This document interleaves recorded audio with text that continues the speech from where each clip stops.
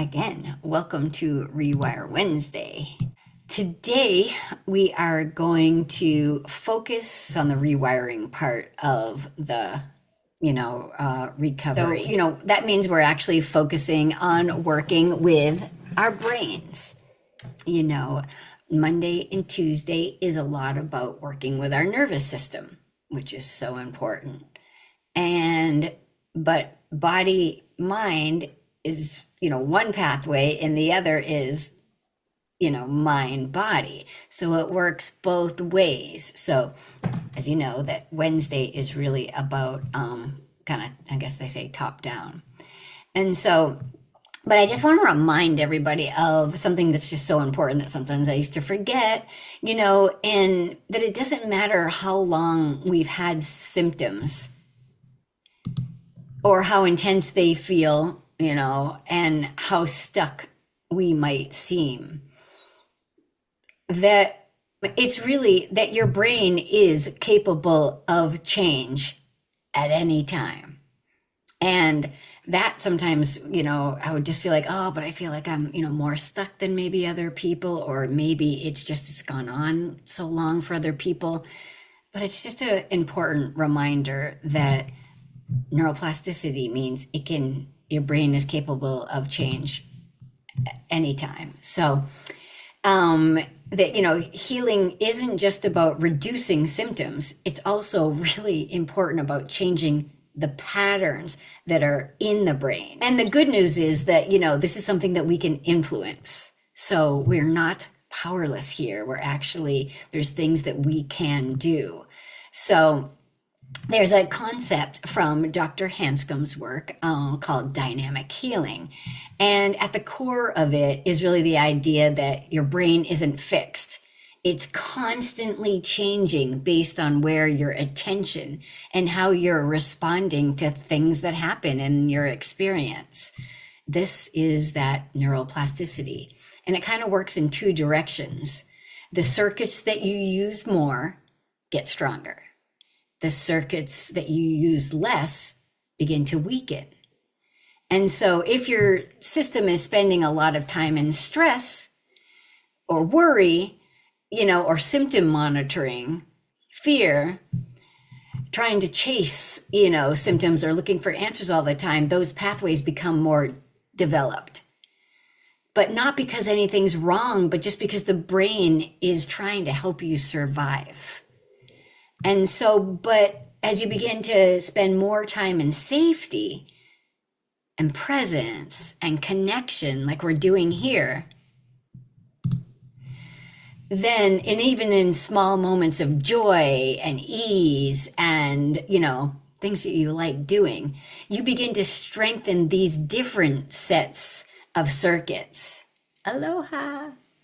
So over time, our brain begins to recognize this. And so regions associated with threat and pain, they begin to calm down. While the areas that are connected to regulation, connection, positive emotion, those become stronger. So it's really cool the way that we can affect our brain just by what we're taking in, by the people around us, by how we're, watching our nervous system. So this applies to emotions, physical symptoms, because the brain processes all of it through these overlapping networks. So here's the part that I really hope that you take in, is that with persistence and repetition, there's often this tipping point where change starts to build on itself. It's so subtle. It's like not working. Whoa, I responded differently. My goodness, that's amazing. I took a breath instead of, reacting. It happens when almost out of the blue by just living and not trying to, okay, now it's time for my, this practice. It's like, it clicked. It's in there. It just becomes less effortful, because the new pathways are becoming more dominant Even though, as we always say, we can't really see the connections happening, the neurons firing and rewiring. So there isn't a fixed limit to what our brain can become. We're shaping it every single day, every moment of every single day. So the question really becomes, and this is what we're going to do today, what are you practicing most often? And we're going to do a little journal exercise. So if anybody has any paper, pen, if you don't want to do the journal exercise, sit back and use your brain. You don't need to if you're not feeling like you want to. Some people, it's helpful to get things down on paper. So whatever you feel like doing. We'll do a little writing practice and reflecting practice, and then we'll do a meditation that will kind of bring all this together. Rosemary, do you have a question, or is it your hand is kind of... Okay, just checking. I wasn't sure. It's so close to the screen. I'm like, is she trying to say this? All right, so let's explore some of these things together. So, the first question that I have, and then I really thought was important to ponder, is what percentage of your time do you spend fighting off stress or stressors? Trying to fix, trying to figure things out, trying to control or monitor your symptoms. And it's just kind of an estimate.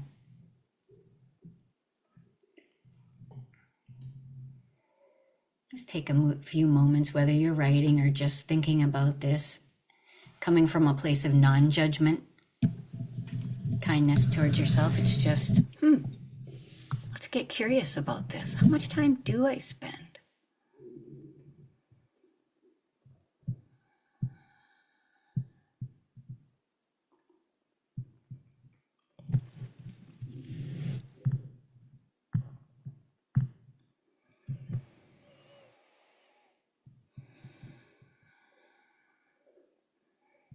Okay, and the next question is, what percentage of time is spent in moments of ease, presence,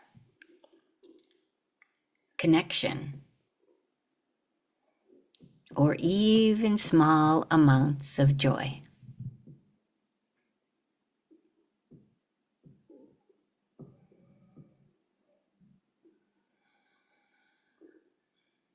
Or just noticing? We're noticing where our brain is being trained.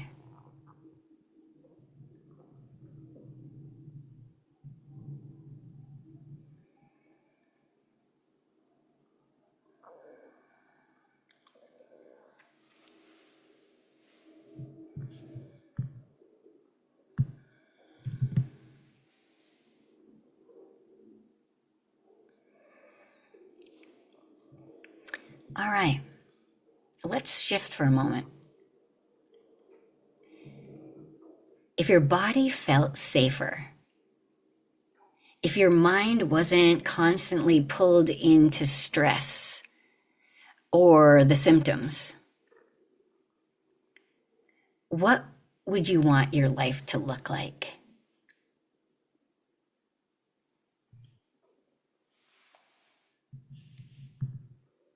And this isn't just what you would get rid of, it's what do you want to move toward?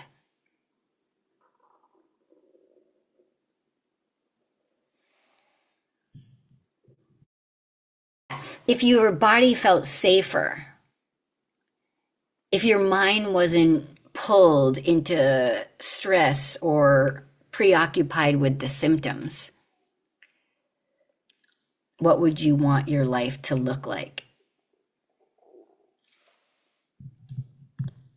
What do you want to move toward?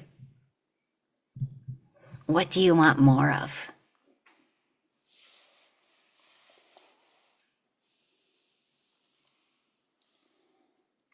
And how would you feel?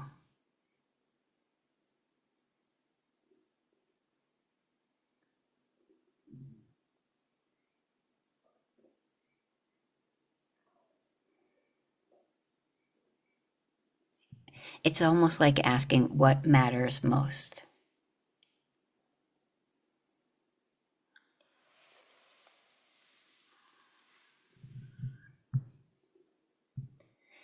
It's just often important to write that down because sometimes when we're in the thick of all of this, we forget. I know I did. I got lost in it.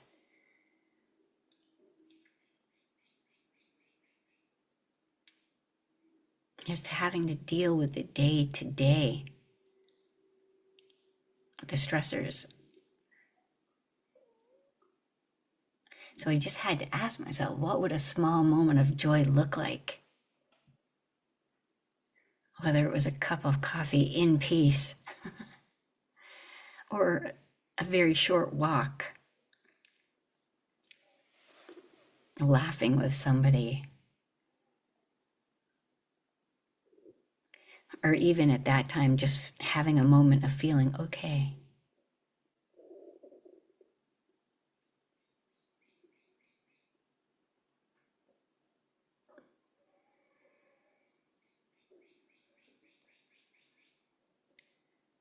This part really matters because our brains need something to move toward.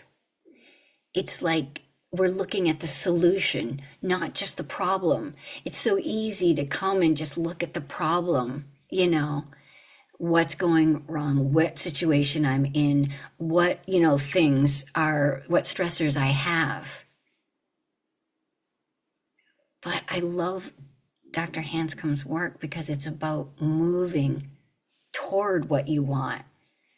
And I remember that was just a big thing when I said, what would it look like if I did get better, if I could recover? And when I started imagining that future, it was so different from the one that I was presently in.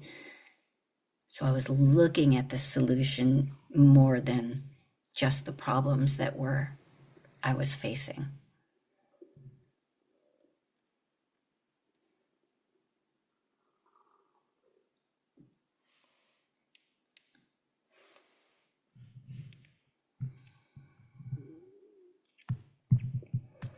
So let's just take a moment to integrate this experience.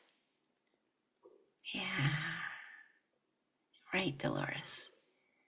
What do we want when, our nervous system is more regulated? What are the goals that we've had that maybe we've thought we've put on hold or that weren't achievable or attainable? It's like, what are those things that, we can think about, move toward, not just something to move away from? So if you want to just take a moment to put down your pen or pencil and get yourself comfortable, and the screen's on or off, we'll do a little meditation. Just seeing how this lands and how our mind and body are able to rewire.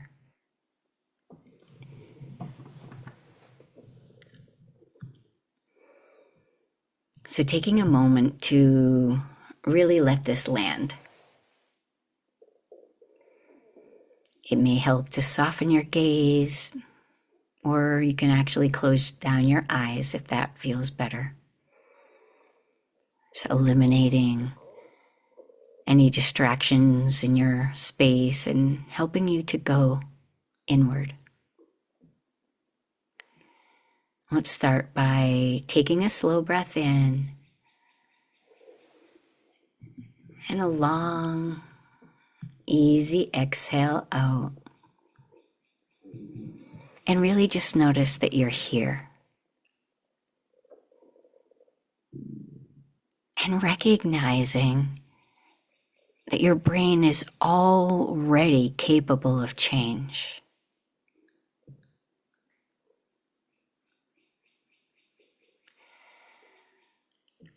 And let's see if you can bring to mind one small image from what you just reflected on.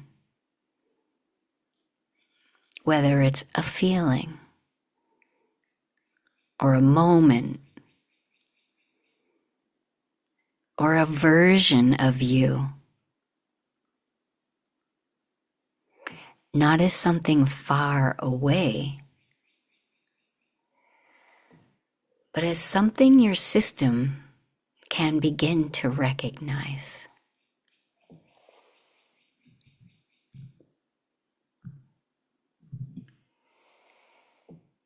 And just let it gently land in your body.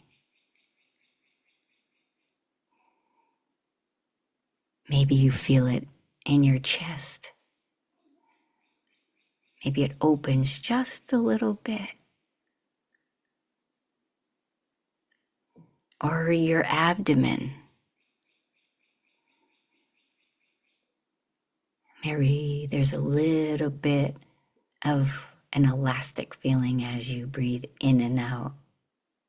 Just a little more space.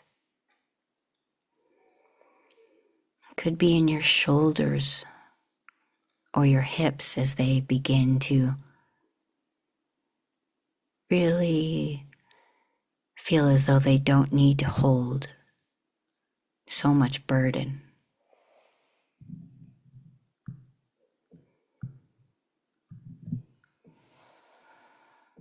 Just noticing where you feel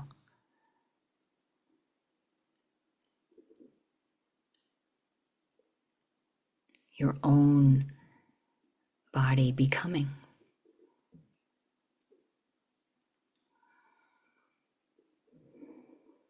And you don't have to make it bigger or anything that doesn't feel genuine. Just let it be enough.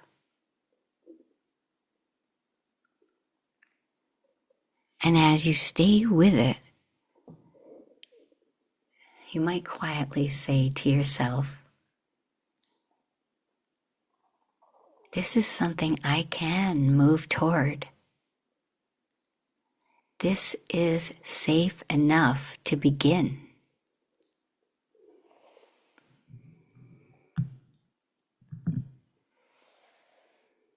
And let your breath stay easy.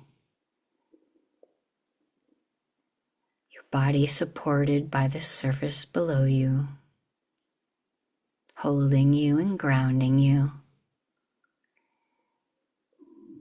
And let your attention be soft. Because this is how rewiring happens. Through repetition, through experience, through moments like this, when we imagine what's possible.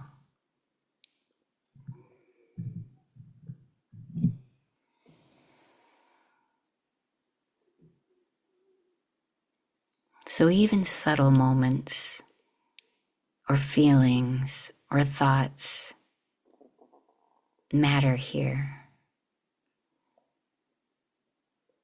Whether it's a little softening in your forehead,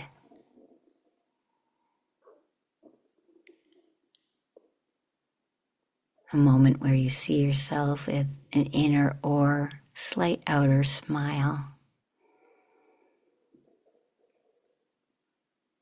Or you imagine you're something greater than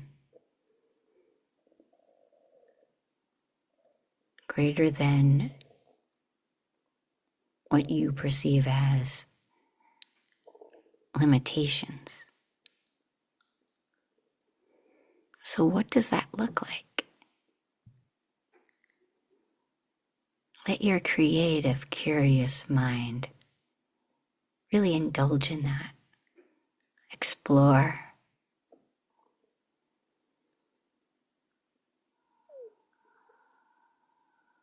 Feel.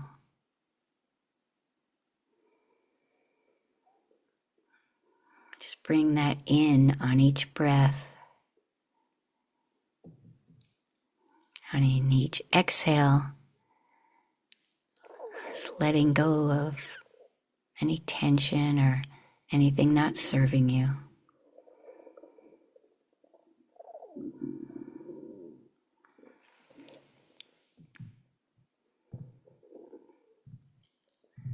And now as you come back,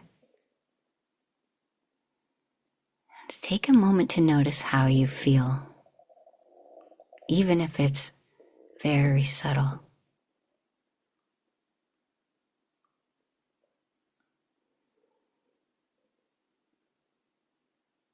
And throughout the week, just keep it simple.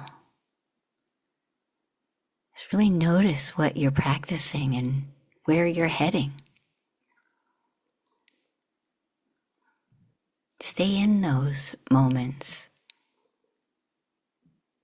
that feel light and joyful and creative. Because what you practice is what grows.